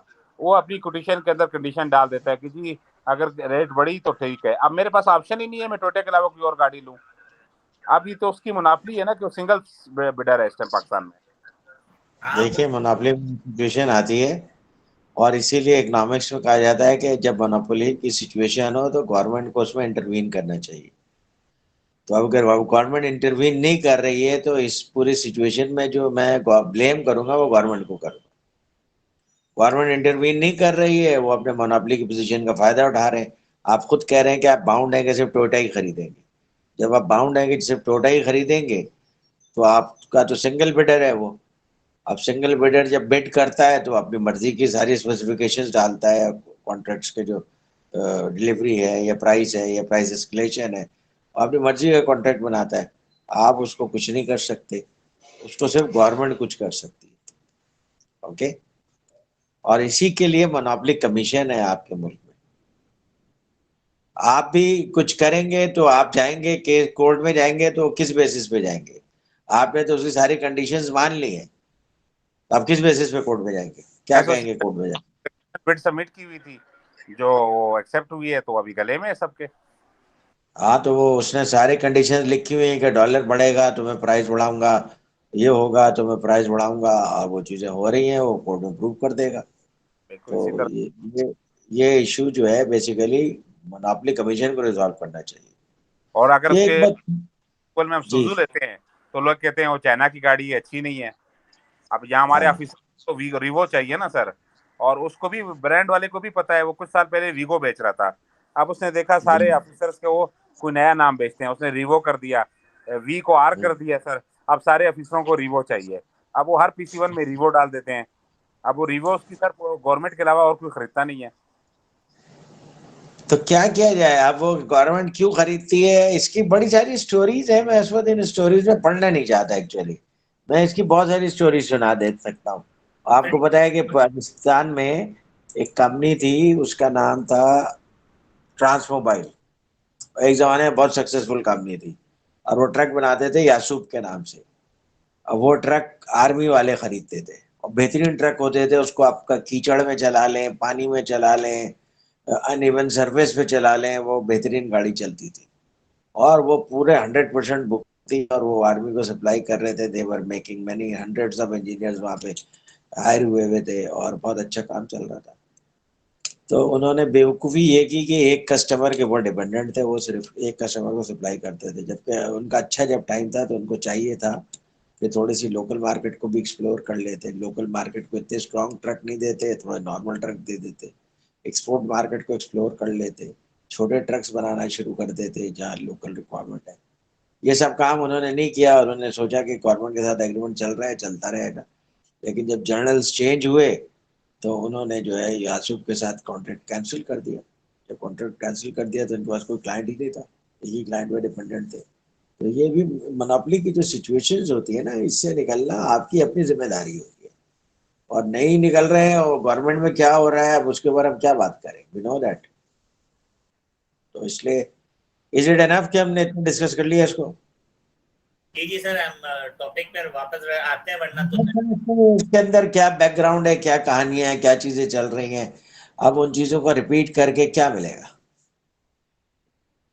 अच्छा, उसके बाद ज्वाइंट कॉन्ट्रैक्ट ट्रिब्यूनल एक इंटरनेशनल प्रोसीजर है, स्टैंडर्ड है कंस्ट्रक्शन ऑफ बिल्डिंग्स का, जिसके साथ गाइडेंस नोट्स भी हैं। अगर आप चाहें तो JCT का पूरा आप पढ़ सकते हैं, नेट पे भी अवेलेबल है। और उसके अंदर उन्होंने बहुत सारे स्टैंडर्ड फॉर्म्स और डॉक्यूमेंट्स भी बनाए हुए हैं। आप उसको एज ए स्टैंडर्ड भी अपने पास इम्प्लीमेंट कर सकते हैं। जरा उसको आपको थॉरली स्टडी करना पड़ेगा उसके लिए। वहाँ पे कंसल्टेंट का एग्रीमेंट भी मौजूद है, सब कॉन्ट्रैक्टर का भी एग्रीमेंट मौजूद है, सब कॉन्ट्रैक्टर का भी एग्रीमेंट मौजूद है। अच्छा, एम्प्लॉयर और स्पेसिफिक डिजाइनर के दरमियान जो एग्रीमेंट है वो भी मौजूद है। टेंडर कैसे बनाते हैं उसके भी फॉर्म मौजूद है, सब कॉन्ट्रैक्टर के लिए, कॉन्ट्रैक्टर के लिए, सब कॉन्ट्रैक्टर के लिए वो भी मौजूद है। सप्लाई ऑफ गुड्स का किसी के साथ आप कॉन्ट्रैक्ट करेंगे वो भी मौजूद है। किस तरह के बॉन्ड आप इशू करेंगे अपने कंसल्टेंट्स को बॉन्ड करने के लिए या अपने कॉन्ट्रैक्टर को बॉन्ड करने के लिए, उसके फॉर्मेट्स भी मौजूद है। कोलेटरल आपको वारंटी चाहिए तो कोलेटरल वारंटी का भी फॉर्मेट मौजूद है, फॉर्म मौजूद है, आप उसे यूज कर सकते हैं। Just go to the joint contract tribunal, आप ढूंढे तो आपको वहाँ पे सारा डॉक्यूमेंट मिल जाएंगे, ये अमेरिका में यूज होते हैं। अच्छा, तो कोलेटरल क्या होता है ये तो पता है ना आप लोगों को? देखिए, कोलेटरल होता है कि जब आप मिसाल के तौर पे आप बैंक से लोन लेते हैं, तो आपको बैंक 10 करोड़ का लोन चाहिए, बैंक आपको लोन दे देता है, लेकिन बैंक ये कहता है आप कोलेटरल जमा कराएं। कोलेटरल जमा, जिसको हम उर्दू में आम अल्फाज में कहते हैं रहन रखें कोई चीज़, तो वो रहन है। कोलेटरल इज बेसिकली रहन रखना। तो आप अपने ज़मीन के कागजात जमा करा देते हैं, जनाब अगर मैं पैसे ना दे सकूँ तो आप ये ज़मीन बेच करके अपने पैसे पूरे, ये कोलेटरल करा। इसी तरीके से बाद औक़ात आपको अपने जिसके साथ एग्रीमेंट कर रहे हैं उससे कोलेटरल लेने की ज़रूरत पड़ती है। कोलेटरल वारंटी, जैसे आप 10% का आप लोग रोक लेते हैं, एंड में क्या कहते हैं उसको आप? Retention money. रिटेंशन मनी जो रखते हैं, और रिटेंशन मनी एक तरह से जी रिटेंशन मनी, वो कोलेटरल वारंटी है कि जनाब अगर उसने बाद में कोई टूट फूट होती है, कोई चीज़ सही नहीं होती है या एग्रीमेंट के मुताबिक आपको कोई चीज़ नहीं निकलती है, तो कॉन्ट्रैक्टर इज बाउंड कि वो आपको वो सारी चीज़ें रिपेयर करके दें, और वो जब टाइम पीरियड गुजर जाता है तो then you return that money. तो कोलेटरल वारंटी की बहुत सारी फॉर्म्स हो सकती हैं। तो आपके पास भी अगर कहीं पे ज़रूरत है, खासतौर पर आपने कोई इक्विपमेंट खरीदा है बिल्डिंग के लिए, तो इक्विपमेंट के लिए आमतौर पे वारंटीज़ होती हैं, लेकिन वो वारंटीज़ बहुत स्टैंडर्ड होती हैं, वही टोयोटा वाली तरह की वारंटीज़ होती हैं। वो मैन्युफैक्चरर ने खुद लिख के दी होती है कि ये वारंटी है, ये चीज़ें कवर होती हैं, ये चीज़ें कवर्ड है। तो वारंटी और गारंटी का फ़र्क ये है कि वारंटी लिमिटेड होती है और गारंटी जो है वो अनलिमिटेड होती है। गारंटी का ये मतलब होता है कि अगर मिसाल के तौर पे कोई आपने इक्विपमेंट अपने जगह पे यूज़ किया और फॉर एग्जांपल वो इक्विपमेंट एक्सप्लोड हो गया, तो अगर वो अंडर वारंटी है और एक्सप्लोड मैन्युफैक्चरर की गलती से हुआ है, तो वो आपको इक्विपमेंट का रिप्लेसमेंट दे देगा कि आप ये इक्विपमेंट जो है परफॉर्म नहीं किया, हम आपको दूसरा इक्विपमेंट दे देंगे। This is warranty. या इक्विपमेंट का कोई कंपोनेंट ख़राब हो गया तो वो उस कंपोनेंट को रिप्लेस कर देगा वारंटी पीरियड में। वारंटी पीरियड गारंटी ये होता है कि एक्सप्लोजन की वजह से जो कमरे का नुकसान हुआ है वो भी आपको साथ में पूरा करके देगा। तो that is guarantee. No company provides you guarantee. तमाम जो प्रोवाइड करते हैं वारंटी प्रोवाइड करते हैं। और वो मैं आप लोगों ने भी लाइफ में एक्सपीरियंस किया होगा, वो मैं सैमसंग मोबाइल के सिलसिले में एक्सपीरियंस कर चुका हूँ कि मैंने वो मोबाइल ख़रीदा, मोबाइल कुछ ही अर्से में ख़राब हो गया, 15-20 दिन बाद उसमें प्रॉब्लम आ गई। तो मोबाइल कंपनी के पास गया, पहले तो वो मुझे बहुत चक्कर लगवाते रहे, बहरहाल मैं उनको परसू करता रहा। तो उन्होंने आखिर में कहा कि जनाब आपके मोबाइल में पानी आ गया है, तो इसकी वजह से उसका सॉफ्टवेयर ख़राब हो गया है। तो मैंने वो क्या कहलाता है, वो जो हार्ड बोर्ड होता है मोबाइल का, क्या कहलाता है, हार्डवेयर, वो हार्डवेयर ख़राब हो गया है। तो मैंने कहा भाई तो वारंटी पीरियड में चेंज करके दे दो। वो तो उन्होंने कहा जनाब आपका आईसी सर्किट ख़राब हो गया था एग्जैक्टली। तो वो जो है सो उसने कहा कि जनाब हमारा जो मोबाइल है उसमें आईसी की वारंटी में नहीं है, इस मोबाइल में आईसी की वारंटी नहीं है। अच्छा, तो आईसी कितने का है? वो 25,000 रुपये का। मेरा पूरा मोबाइल कितने का था? 30,000 रुपये का। तो उससे 5,000 रुपये जो है वारंटी में कवर थे, बाकी 25,000 कवर ही नहीं थे। ये इंश्योरेंस वगैरह में भी ऐसी बहुत सारी चीज़ें होती हैं। आप भी जब बिल्डिंग वगैरह पे काम करते हैं या चीज़ों पे काम करते हैं, इस तरह के कॉन्ट्रैक्ट्स करते हैं, आप इंश्योरेंस भी कराते हैं। प्रॉब्लम ये है कि आप लोग में से 99% इंजीनियर ऐसे होते हैं, उनके पास ना इतना टाइम होता है, ना इतनी विलिंगनेस होती है कॉन्ट्रैक्ट को पढ़े। जब कॉन्ट्रैक्ट को नहीं पढ़ते हैं और इंश्योरेंस कंपनी से जो कॉन्ट्रैक्ट आता है, आप समझते हैं कि मुझे कॉन्ट्रैक्ट साइन कर देना चाहिए, तो आप साइन कर देते हैं, तो आप खुद ही अपनी कंपनी को बाउंड कर देते हैं। हालांकि जब आप इंश्योरेंस कंपनी को बिजनेस दे रहे हैं तो आप उनके साथ नेगोशिएट कर सकते हो। और बहुत सारे जो अच्छे हलमन इंटेलिजेंट इंजीनियर्स होते हैं वो इंश्योरेंस कंपनी से नेगोशिएट करते हैं और नेगोशिएट करके अपने हिसाब से टर्म्स को रियलिस्टिक वे में लाते हैं। वरना वो कुछ ऐसे क्लॉजेस डाल देते हैं कि that insurance is almost meaningless. और जब कोई ज़रूरत पड़ती है इंश्योरेंस क्लेम करने का, तो पता चलता है जनाब इसमें तो ये भी कवर नहीं है, इसमें तो ये भी कवर नहीं है, इसमें ये कंडीशन पूरी नहीं हुई है, क्योंकि वो जब एग्रीमेंट लिखते हैं तो उनके पास तो पूरी टीम ऑफ लॉयर्स है, वो तो अपने आपको पूरा सेफ गार्ड करके एग्रीमेंट लिखेंगे। तो इसी तरीके से बहुत सारे आइटम्स के जो वारंटीज़ होते हैं वो ऑलमोस्ट यूजलेस होते हैं। तो लेकिन ये है कि अगर आप कोई सीरियस परचेज कर रहे हैं और आप वारंटी के ऊपर कंट्रोल कर सकते हैं, तो कॉन्ट्रैक्ट में आप डालेंगे जनाब ये वारंटी हमें इस तरह से चाहिए। उसके लिए यू नीड टू अंडरस्टैंड कि इक्विपमेंट वर्क कैसे करता है।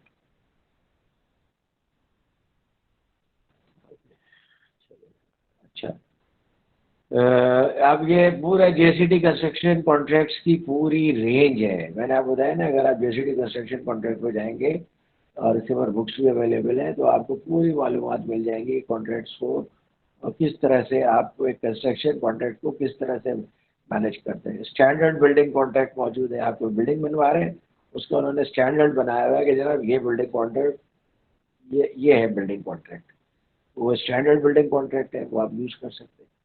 इसी तरीके से कोई बिल्डिंग इंटरमीडिएट बिल्डिंग कॉन्ट्रैक्ट भी है। कोई बिल्डिंग हाफ बन गई है, बाकी आप वो कॉन्ट्रैक्टर छोड़ के चला गया है, कोई और वजह हो गई है, तो आप इंटरमीडिएट बिल्डिंग कॉन्ट्रैक्ट भी कर सकते हैं। माइनर वर्क्स के लिए भी बिल्डिंग कॉन्ट्रैक्ट कर सकते हैं। मेजर प्रोजेक्ट के लिए भी कॉन्ट्रैक्ट कर सकते हैं। डिज़ाइन एंड बिल्ड कॉन्ट्रैक्ट भी कर सकते हैं। आप लोग तो बीओटी वगैरह ये सारे टर्म्स यूज़ करते हैं ना, तो ये सारे उसके भी कॉन्ट्रैक्ट्स के पूरे पूरे फॉर्मेट्स मौजूद हैं। आपको जिसमें से जो वाला आइटम चाहिए वो आप जाके स्टडी कीजिए और अपना कॉन्ट्रैक्ट खुद बनाया करें। ये मैंने आप लोगों को ये चीज़ बहुत एम्फसाइज की है कि आप लोग अपना कॉन्ट्रैक्ट खुद बनाया करें।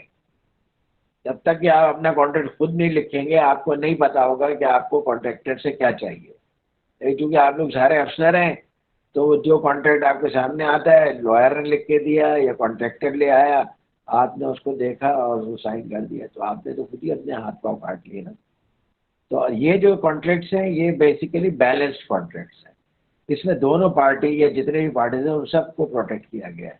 आप मगर उन कॉन्ट्रैक्ट्स को एज इट इज़ भी यूज़ कर सकते हैं, और उसके अंदर अगर आपको चेंजेस करना चाहते हैं पाकिस्तान के लिहाज से, तो आप चेंज भी कर सकते हैं। लेकिन पहले आप कॉन्ट्रैक्ट के एरिया में घुसे तो सही। और आपका तो पूरा काम ही कॉन्ट्रैक्ट पे होता है, और होता किस चीज़ पे है। फिर बिल्डिंग बनने के बाद आप उसके मैनेजमेंट का कॉन्ट्रैक्ट भी दे देते हैं, मेंटेनेंस का कॉन्ट्रैक्ट दे देते हैं, वो सब कॉन्ट्रैक्ट से भी पूरे पूरे फॉर्मेट मौजूद है। फिर किसी को आप पूरे कंस्ट्रक्शन मैनेजमेंट का भी, प्रोजेक्ट मैनेजर का भी कॉन्ट्रैक्ट दे देते हैं, यार ये पूरा प्रोजेक्ट आप मैनेज करेंगे, उसके भी कॉन्ट्रैक्ट्स मौजूद है। फिर उसके बाद उसके एक्सीलेंस की क्या लेवल है कि जनाब अगर कोई आदमी कंस्ट्रक्टिंग कर रहा है तो आप उसके KPIs को कैसे मैनेज करेंगे, उसका भी कॉन्ट्रैक्ट मौजूद है। फिर मेजर टर्म कॉन्ट्रैक्ट है, जनाब ये 3 महीने का कॉन्ट्रैक्ट है, 6 महीने का कॉन्ट्रैक्ट है, उस तरह भी कॉन्ट्रैक्ट मौजूद है।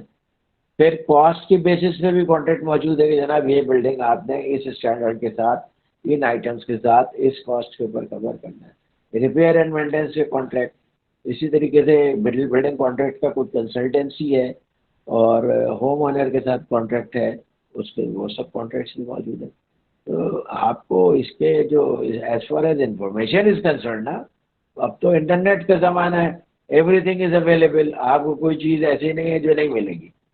आप देखें इसके अंदर कॉन्ट्रैक्ट्स के अंदर, सिविल कंस्ट्रक्शन कॉन्ट्रैक्ट के अंदर आप जाएं तो सही, ये खुद एक बहुत बड़ी एक्सपर्टीज और एक बहुत बड़ी फील्ड है।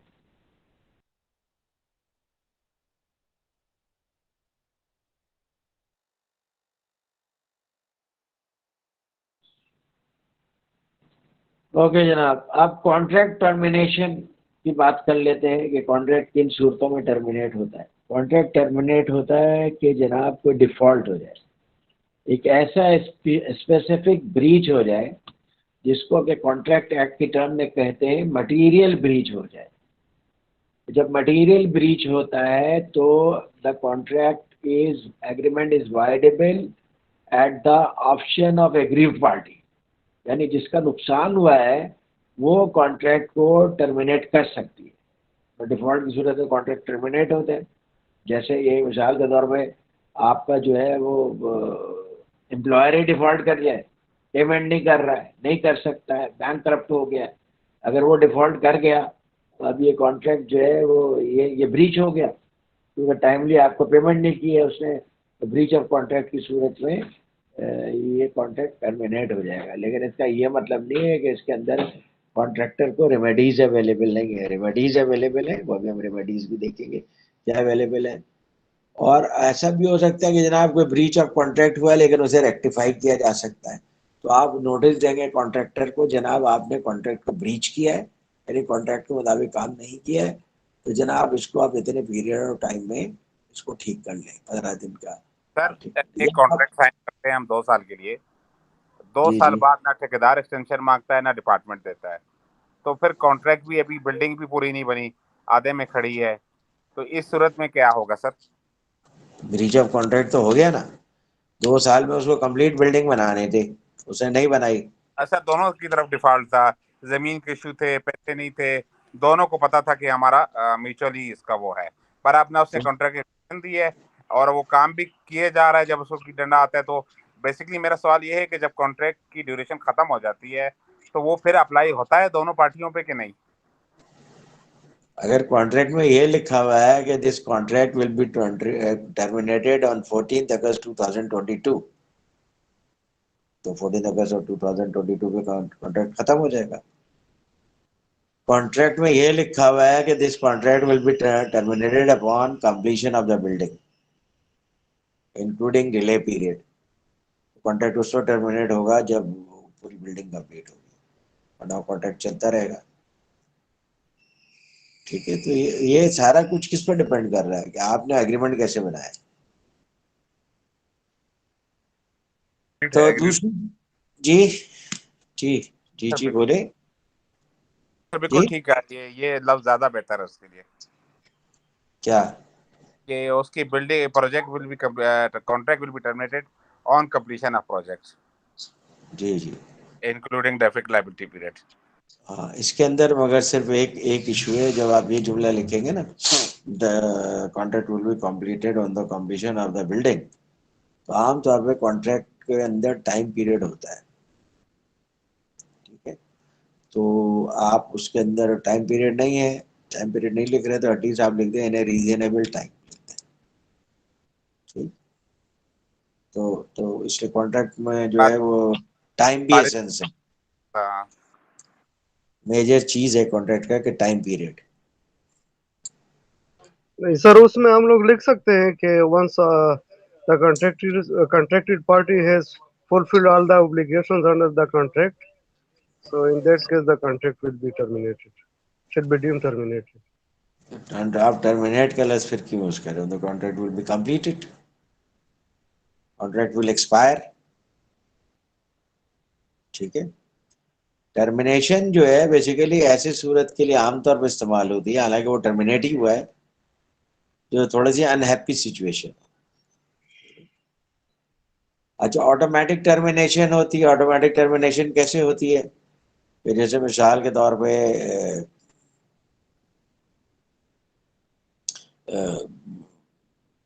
आपने कहा कि अगर कॉन्ट्रैक्टर जो है कंटिन्यूसली 15 दिन तक काम नहीं करेगा विदाउट एनी रीजन, तो कॉन्ट्रैक्ट टर्मिनेट हो जाएगा। और कॉन्ट्रैक्टर ने 15 दिन का डिले किया और 15 दिन तक कोई काम नहीं किया, कॉन्ट्रैक्ट ऑटोमेटिकली टर्मिनेट हो गया। यानी किसी भी क्लॉज का कोई मटेरियल ब्रीच होता है और उस ब्रीच को आप प्रूव कर सकें कि जनाब दिस इज मटेरियल ब्रीच, या आप स्पेसिफिकली लिख दें कि जनाब इस वजह से कॉन्ट्रैक्ट टर्मिनेट हो जाएगा, कॉन्ट्रैक्ट ऑटोमेटिकली टर्मिनेट हो जाएगा। कॉन्ट्रैक्ट में एक और क्लॉज होता है, वो पाकिस्तान में इतना यूज नहीं होता है लेकिन दुनिया में यूज होता है, वो होता है कन्वीनियंस क्लॉज। और वो आम तौर पे जो एम्प्लॉयर होता है वो कन्वीनियंस क्लॉज डाल देता है, और वो इसलिए डाल देता है अपनी सेफ्टी के लिए डालता है। कहता है जनाब दिस कॉन्ट्रैक्ट में be terminated at the convenience of the first party, यानी जो फर्स्ट पार्टी है, जो एम्प्लॉयर है, वो जब चाहे अपनी कन्वीनियंस के लिहाज से टर्मिनेट कर सकता है bye giving a notice of 30 days. जैसे एम्प्लॉयमेंट का कॉन्ट्रैक्ट कैसे टर्मिनेट होता है? कन्वीनियंस से टर्मिनेट होता है ना। आपको सिंपली 1 महीने का नोटिस देते हैं और टर्मिनेट, वो तो लिखा हुआ है उन्होंने, कन्वीनियंस का वर्ड नहीं लिखा है लेकिन ये लिख दिया जनाब the employment will be terminated by giving a notice of 1 month without assigning any reason. ये कन्वीनियंस का कॉन्ट्रैक्ट में होता है। तो पाकिस्तान में मैंने तो कॉन्ट्रैक्ट्स में नहीं देखा कि कन्वीनियंस का क्लॉज होता हो, सर लेकिन है दुनिया में है जी। फिडिक 99 ऑनवर्ड जो भी फिडिक के वर्जन है, अगर कोई भी एम्प्लॉयर कर रहा है तो उसमें टर्मिनेशन बाय कन्वीनियंस है मौजूद। और कहना चाह रहे हैं कि पाकिस्तान में ये अप्लाई नहीं होता? नहीं, अप्लाई होता है, बिल्कुल होता है। और तो फिडिक अप्लाई होता है जी, बिल्कुल फिडिक अप्लाई। तो आप फिडिक वगैरह तो आप आए हैं, तो मैं तो प्रैक्टिकल मैंने कोई कॉन्ट्रैक्ट टर्मिनेट होते नहीं देखा इस तरह।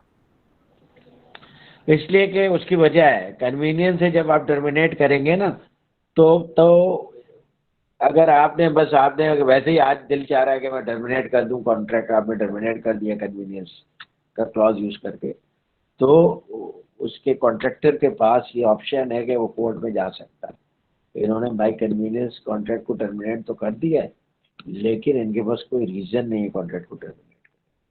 जैसे बहुत सारे लोगों को जॉब से निकाल दिया जाता है, वो कोर्ट में चले जाते हैं, not only in government, private में भी, और बहुत सारी जगहों में प्राइवेट में भी लोगों को रिइंस्टेट किया जाता है। जनाब आपने इनको गलत निकाला है, कोई ज़रूरत नहीं है इनको निकालने की, तो आप उनको दोबारा से जॉब पे बहाल करें।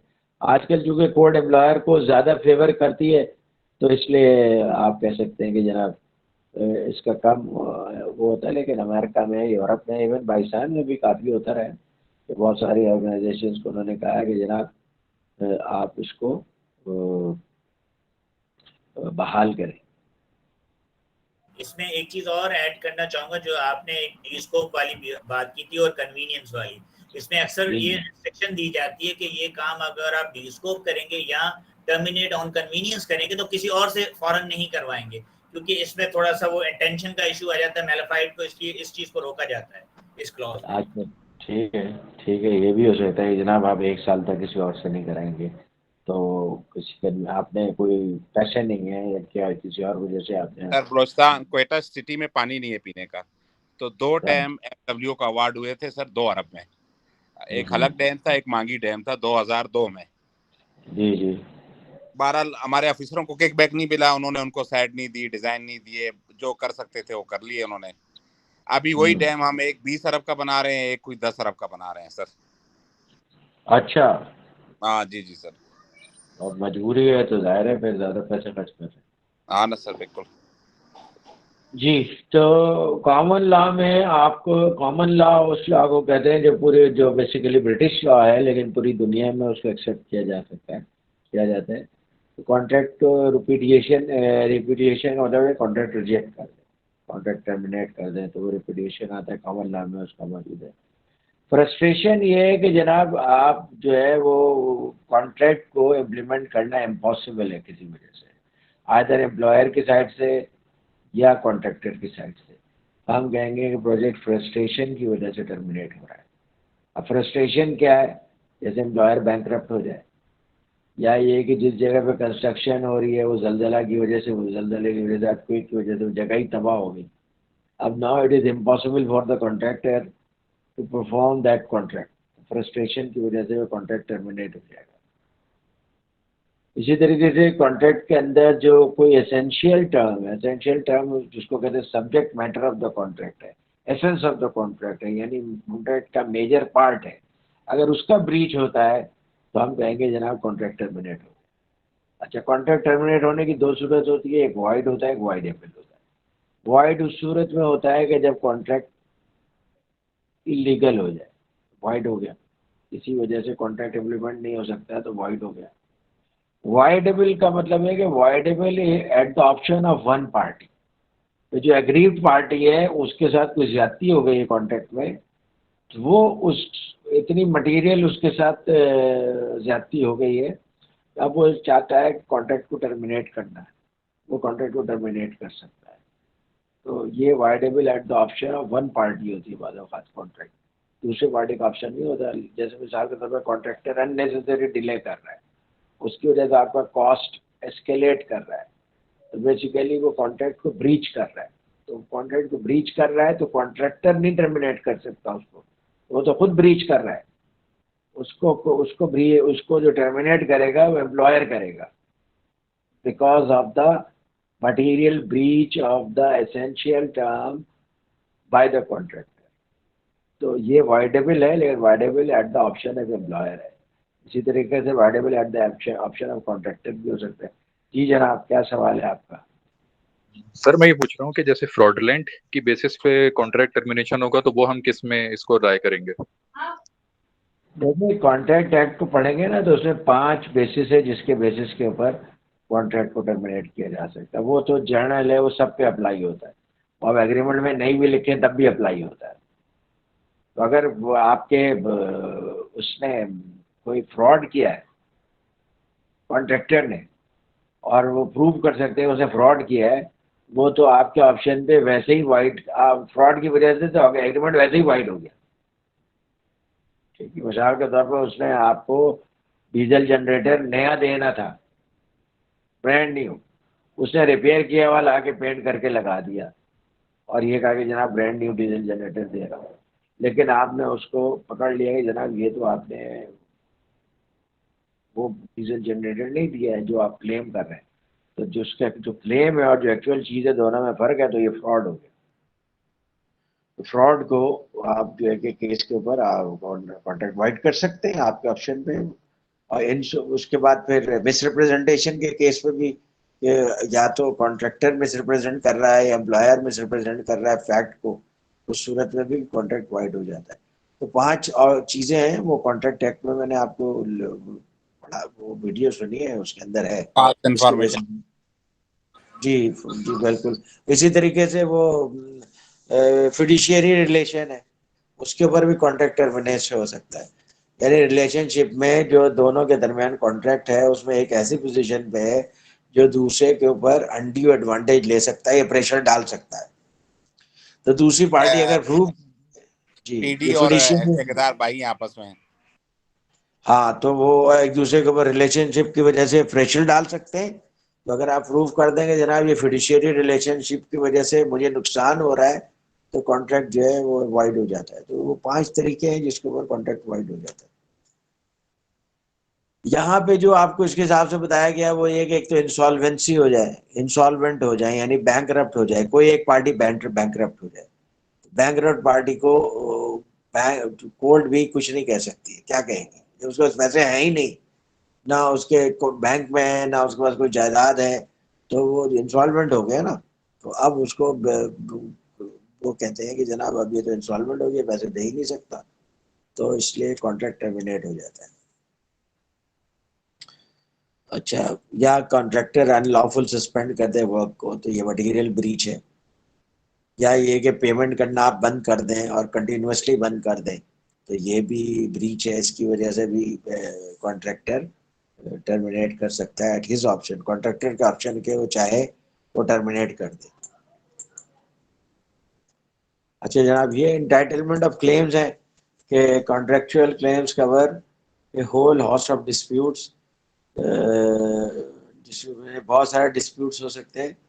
तो कॉन्ट्रैक्चुअल क्लेम जो है बेसिकली ये में देखा जाएगा कि एग्रीमेंट के अंदर एंटाइटलमेंट क्या है और उस एंटाइटलमेंट के हिसाब से क्लेम दिया जाएगा। और एग्रीमेंट ओरली भी है तब भी क्लेम वैलिड होता है। तो इसलिए अगर आपका एग्रीमेंट लिखा हुआ नहीं है तो ये कोई इसकी वजह से कोई क्लेम नहीं कर सकता, तो ऐसी कोई बात नहीं है। वर्बल एग्रीमेंट्स भी वैसे ही लिखे जाते हैं, समझे जाते हैं जैसा कि रिटन एग्रीमेंट होते हैं। कोर्ट वर्बल एग्रीमेंट को भी वैसे ही मानती है अनटिल अनलेस किसी सिचुएशन में ये बाय लॉ मैंडेटरी रिक्वायरमेंट हो कि जनाब आप वर्बल एग्रीमेंट नहीं कर सकते बल्कि आप रिटन एग्रीमेंट करेंगे, तो वहां पे रिटन एग्रीमेंट की रिक्वायरमेंट होती है। वरना तमाम एग्रीमेंट्स को कोर्ट एंटरटेन करता है और उन एग्रीमेंट्स की सूरत में जो क्लेम्स बनते हैं उन क्लेम्स को वो एंटरटेन करता है। अच्छा, ये वही चीज़ है जो थोड़ी सी रिपीट कर दी गई है कि जब कोई जिस तरह कॉन्ट्रैक्ट में लिखा हुआ है उसके हिसाब से कोई एक पार्टी टर्मिनेट परफॉर्म नहीं कर रही है तो क्लेम का रीजन बन जाता है। किसी ने रॉन्गफुल टर्मिनेशन की है या किसी परपर्टेड रीजन की वजह से टर्मिनेशन की है तब भी क्लेम बन जाता है। या ये कि आप जो ऑब्लिगेशन है कॉन्ट्रैक्टर की उसके उससे वेरी करके आपने उसको और मजीद काम दे दिया और कहा कि अंडर दिस एग्रीमेंट ही करो, तब भी उसका क्लेम बन जाता है जनाब ये मुझसे एक्स्ट्रा काम लिया गया है तो इसको अलग से आप मुझे पेमेंट करें। ये सब रीजंस होते हैं क्लेम के। अच्छा जनाब, ये रेमेडीज हैं जो कि एक ब्रीच ऑफ कॉन्ट्रैक्ट की सूरत में है जो कि कोर्ट आपको देता है। एक है कंपनसेटरी डैमेजेस। कंपनसेटरी डैमेजेस की जनाब आपने को जो नुकसान पहुंचा है उसका कंपनसेशन पूरा दिया जाए। उस कंपनसेशन में जैसे अभी आप लोग बात कर रहे थे कि अगर लीगल एक्सपेंसेस भी आते हैं तो वो भी कंपनसेशन में। दूसरी रूलिंग जो कोर्ट दे सकता है ब्रीच ऑफ कॉन्ट्रैक्ट की सूरत में, ये स्पेसिफिक परफॉर्मेंस की रूलिंग दे सकता है। जनाब जिस तरह कॉन्ट्रैक्ट में लिखा हुआ है बिल्कुल उसके मुताबिक आप परफॉर्म कीजिए, तो ये कहलाता है स्पेसिफिक परफॉर्मेंस। अच्छा, उसके बाद इंजंक्शन किसी स्पेसिफिक रूलिंग को कहते हैं, ऑर्डर को कहते हैं। कोर्ट जो है कोई पर्टिकुलर एक ऑर्डर दे दे कि जनाब अब आप ये इस तरह से कीजिए। जैसे कोर्ट ने ऑर्डर दे करके प्राइम मिनिस्टर को घर भेज दिया, तो ये स्पेसिफिक रूलिंग है, इसको आपने फॉलो करना है, दिस इज कॉल्ड इंजंक्शन। अब आप एक तरफ से बहुत सारे लोग कहते हैं सही किया, बहुत सारे लोग से कहते हैं सही नहीं किया, लेकिन अगर कोर्ट ने स्पेसिफिक रूलिंग दे दी तो you have to perform in accordance with the that specific ruling, इसको कहते हैं इंजंक्शन। अच्छा, एक और ये होता है कि कॉन्ट्रैक्ट्स को विड्रॉ किया जा सकता है, ये भी एक रेमेडी अवेलेबल है। तो उस कॉन्ट्रैक्ट की वजह से एक पार्टी को डैमेज हो रहा है तो फिर वो रेस्टेंड कर सकते हैं, कॉन्ट्रैक्ट को ख़त्म किया जाता है।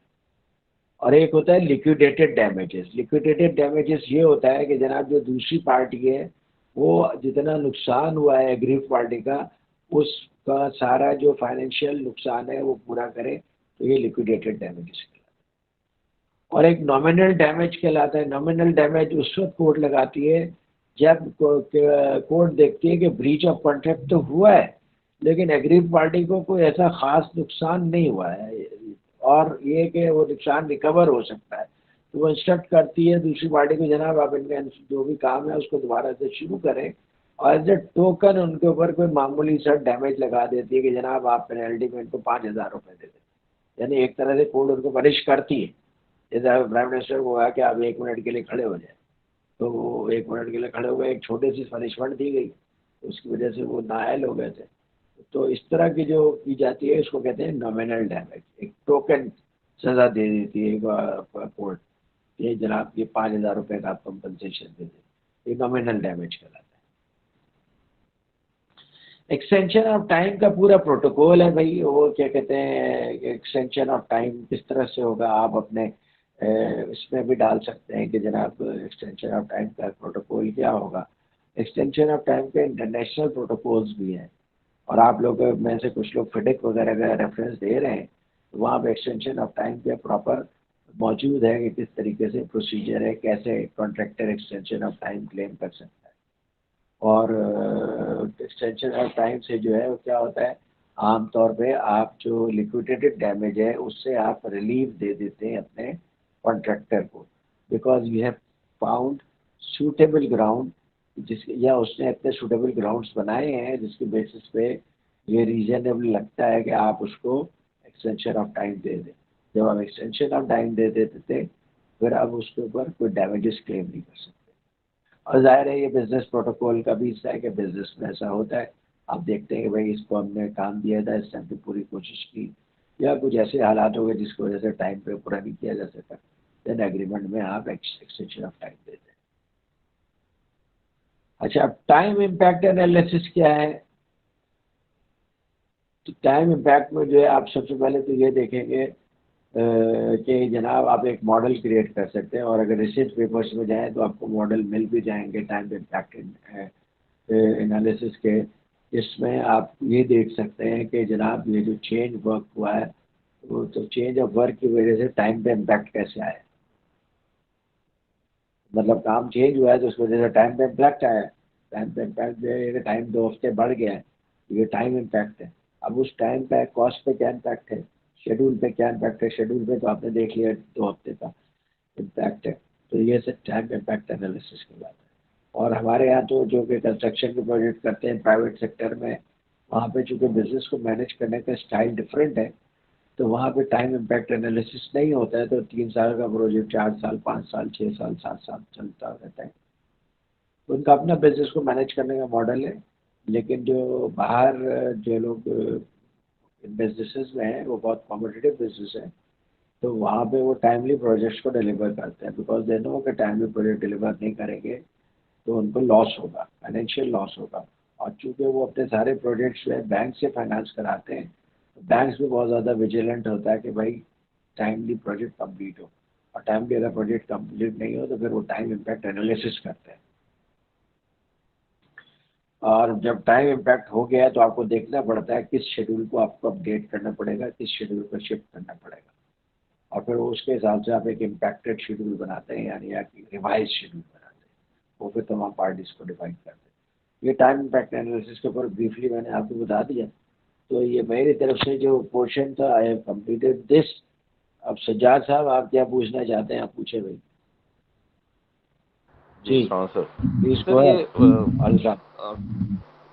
सर मुझे पूछना है कि अगर जी। कॉन्ट्रैक्ट अगर कंसल्टेंसी एक है, फिजिबिलिटी वो कर रहा है और फिजिबिलिटी जो है वो 4 महीने की फिजिबिलिटी है और 10 महीने 12 महीने पे चली जाती है, पर वो कॉन्ट्रैक्ट कंसल्टेंट है, बिडर है, कंसल्टेंट है, वो